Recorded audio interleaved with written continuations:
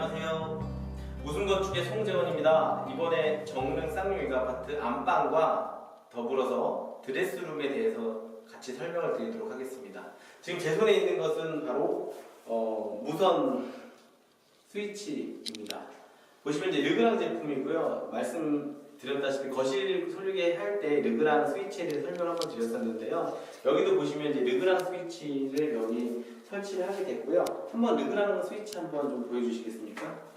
이제 안방에서 사용하기 가장 좋은 제품인데요. 이유는 간단합니다. IoT 기술 접목이 돼서 실제 우선적으로 이게 타이머도 되고요. 취침 모드도 됩니다. 그리고 보시다시피 한번 제가 스위치를 한번 여기 보이시면 이 스위치를 한번 리모컨으로 불을 켜보겠습니다 이렇게 스위치를 활용해서 불을 껐다 켰다 하시기 때문에 생각보다 굉장히 편리함을 가져갈 수가 있습니다. 핸드폰 어플리케이션으로 적용하면은 아마 꺼지는 기능도 같이 있다는 걸로 알고 있습니다. 우선 스위치에 대해서 간단히 설명을 드렸고요. 안방 설계하실 때는 설계 및 이제 그 고객님들이 아셔야 될 것 중에 하나가 무엇이냐면 안방은 사이즈가 굉장히 넓습니다. 그래서 첫 번째로는 메인 조명을 설치할 때 항상 실수하시는 것 중에 하나가 이쪽 벽 끝과 이쪽 벽 끝의 센터에다가 조명을 설치합니다. 보통 여기 정도 되는데요. 대부분의 안방은 벽 쪽에 붙박이장이 들어가기 때문에 꼭 붙박이장 60cm를 제외하고서 센터에다가 조명을 설치하셔야 됩니다. 그래야 전체적으로 조도가 맞습니다. 그리고 두 번째는 지금 보시다시피 이런 간접 조명 하나를 활용을 해주면 저녁 시간대 상당히 좋습니다. 보시면 메인 조명을 끄고 나면은 실제 나중에 이제 이곳에서부터 이쪽까지 굉장히 큰 대형 침대가 들어갈 계획인데 여기서 이제 가족들끼리 세 식구가 같이 잠을 자는데 세 식구가 잠을 잘 때 여기서 이제 이 스위치로 껐다 켰다 하면서 간단하게 책도 보고 이야기도 나눌 수 있는 그런 공간이 될 수가 있습니다. 그리고 이제 바로 이제 정면에 보여주시는 슬라이딩 그 붙박이장에 대해서 설명을 드리도록 하겠습니다. 우선 슬라이딩 붙박이장 같은 경우는 그 전에 여기 간단히 설명드리면 거실때도 설명드렸었지만 여기도 이 목창이에요. 예전에 된 목창. 그런데 목창은 저희가 재사용을 했습니다. 대신 이 바깥쪽에 있는 하이샷이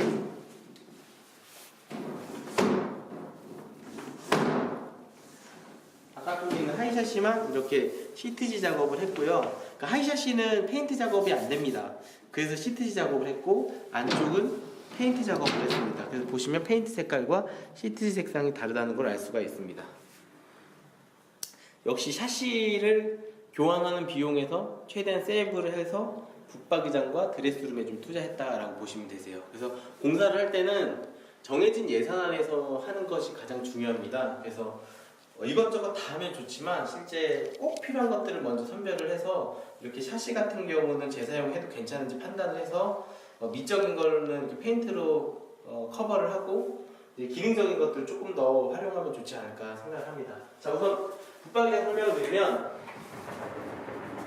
기본적으로 내부 구성에 대해서 많이 궁금해 하시는데 보통은 이제 내부 구성은 이렇게 한 짝은 보통 이게 옷 걸 수 있는 형태로 되어 있고요.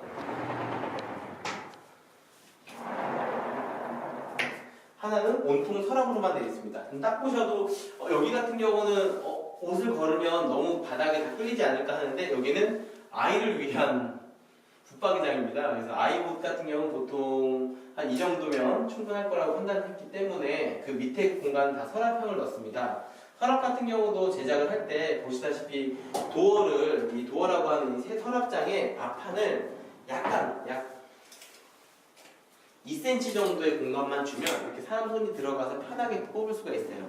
그 말인즉 별도의 여기 손잡이 같은 걸 안 만들어도 돼요. 실제 서랍장에 손잡이 달리면 좀 옹졸한 느낌이 있어요. 그래서 그냥 서랍을 좀 작게 제작해 주세요 2cm 하면은 이렇게 사용하기 편한 서랍장이 만들어지게 됩니다.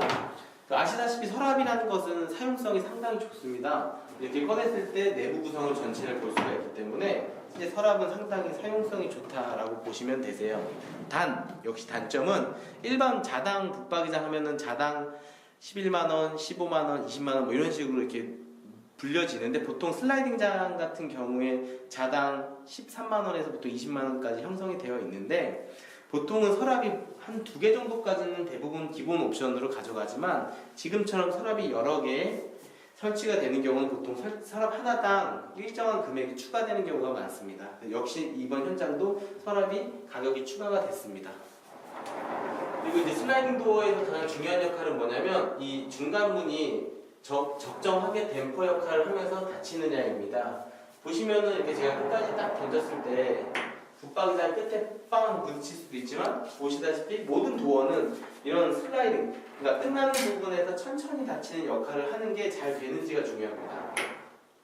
이런 식으로. 하지만 상대적으로 슬라이딩 도어는 이 뒤에 2판이 있고 앞쪽에 1판이 있는 경우가 많은데 이 앞에 있는 1판이 가운데 정확히 걸리지 않는 경우가 많습니다. 세게 했을 때는 이렇게 지나가는 경우가 많습니다. 살살할 경우는 어느 정도 맞는데 내가 여기를 세게 이렇게 딱 닫아버리면 이렇게 살짝 지나가는 경우가 있기 때문에 이런 단점이 있다는 것은 꼭 인지하시기 바랍니다.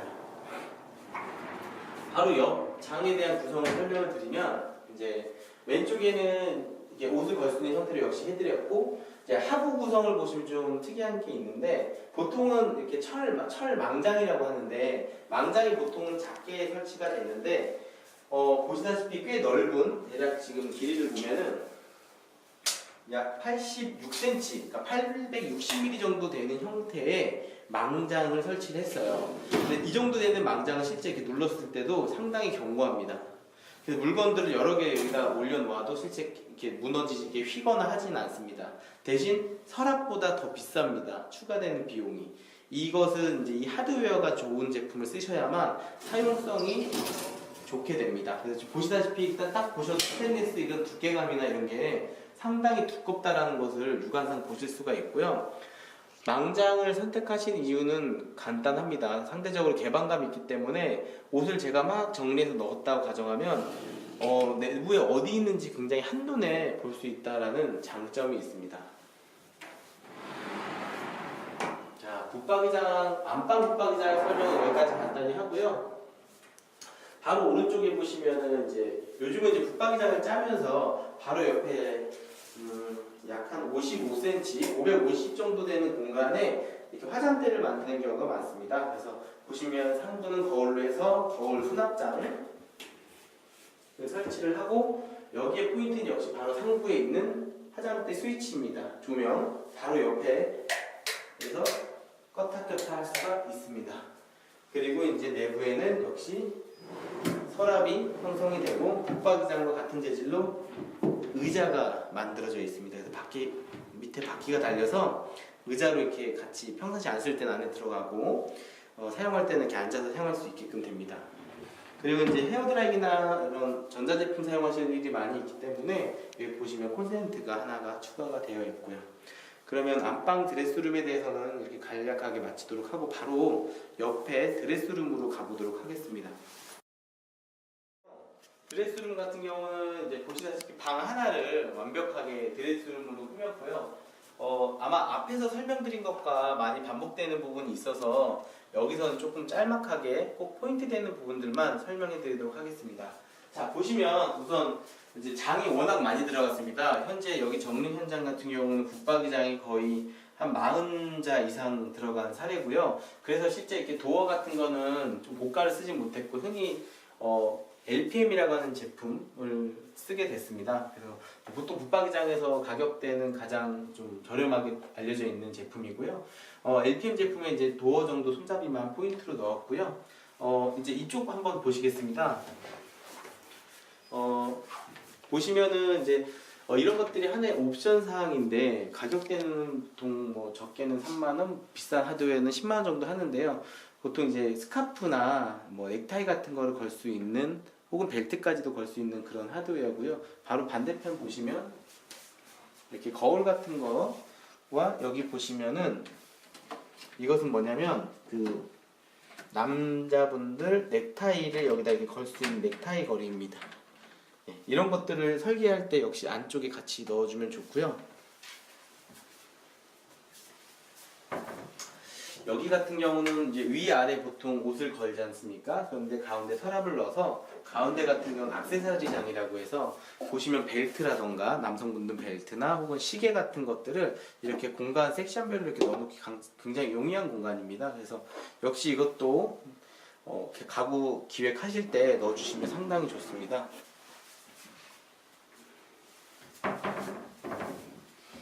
여기는 이제 앞에 소개시켜드린 것과 같이 이제 서랍형으로 하부를 구성했다는 거.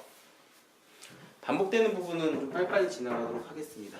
여기는 이제 기본적으로 수납할 수 있는 이제 여성분들 가방을 수납할 수 있는 컨셉으로 만들었어요. 그래서 보시면 폭이 조금 넓습니다.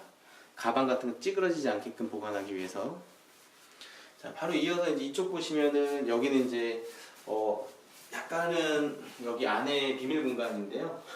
여기 앉아서 이렇게 책을 볼 수도 있고 뭐 노트북도 할 수 있는 공간으로 꾸며놨습니다. 그래서 보시면 뎁스는 붙박이장과 동일하게 60cm를 깊게 해놔서 노트북 같은 거를 충분히 활용할 수 있는 공간을 만들어 드렸습니다.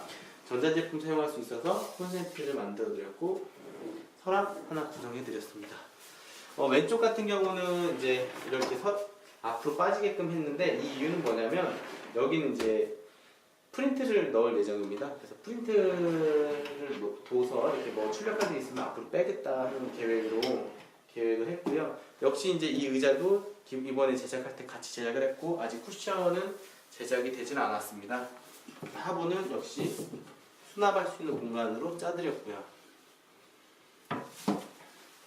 붙박이장 안쪽 다 동일한 제품들이어서 서랍이 한 4개 정도 들어갔던 구성이고요. 서랍이 3개 정도 들어갔던 구성입니다. 자, 여기도 이제 철망이 3개 정도 들어갔던 사례이고요. 이쪽도 그냥 한쪽에 위아래 장이 들어가고 여기 가운데도 하나의 서랍을 넣어서 수납 공간을 좀 더 확보했던 사례입니다. 그래서 여기 같은 경우는 보통 이제 말씀드렸다시피 도어에서는 좀 가격을 좀 담백하게 좀 떨어뜨리고 대신 포인트를 정확히 줬습니다. 보시다시피 골드라는 포인트를 줘서 손잡이에서 약간의 미적인 부분을 좀 커버하지 않았나 하는 생각이 듭니다. 그리고 보시다시피 좌우로 60cm씩 나오다 보니까 실제 굉장히 좁게 느껴질 수 있는 이 드레스룸이 보시면 이게 큰 골디시한 거울로 인해서 전체 공간이 상당히 개방감 있게 느껴지는 디자인을 할 수 있게 했습니다. 이것으로 이제 안방과 이제 드레스룸에 대한 소개를 마치도록 하겠습니다. 감사합니다.